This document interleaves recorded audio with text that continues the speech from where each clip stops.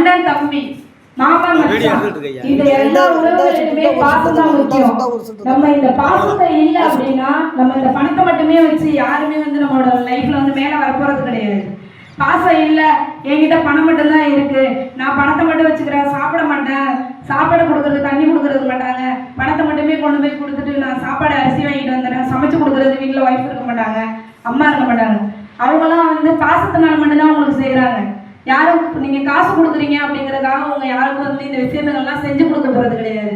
நம்ம உறவுகள் வந்து வலுப்பெறுறதும் இல்லை வலு விளக்குறதும் நீங்கள் பணத்தினால அப்படின்னு நீங்கள் சொல்கிறத நான் வந்து வன்மையாக கண்டிக்கிறேன். இது ஏன் அப்படின்னு நான் சொல்ல வரேன்னா, இது என்னோட லைஃப்பில் நடந்த ஒரு எக்ஸ்பீரியன்ஸை சொல்கிறேன்.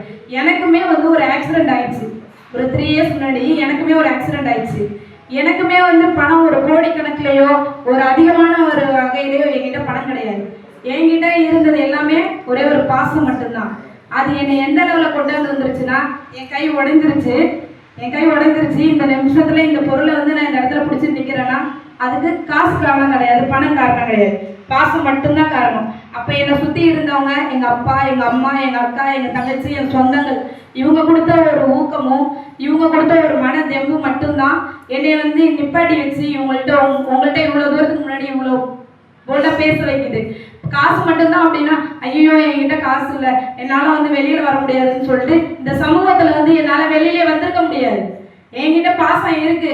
அந்த பாசம் எங்கள் அப்பா என்னை பாசமாக வளர்த்ததுனால தான் என்னோட கஷ்டம் நஷ்டம் என்ன தெரிஞ்சு எனக்கு இந்த நிமிஷத்தில் எங்கள் வீட்டுக்கார் இல்லை, எங்கள் வீட்டில் உறவுகள் இல்லை, யாரும் இல்லைன்னாலும் என்னால் என்னோட நிமிஷத்தில் என் சொந்த காலில் நின்று என் ஃபேமிலியும் இல்லை நம்மளோட சுற்றத்தில் உள்ளவங்க எல்லாருக்குமே ஹெல்ப் பண்ண முடியும்.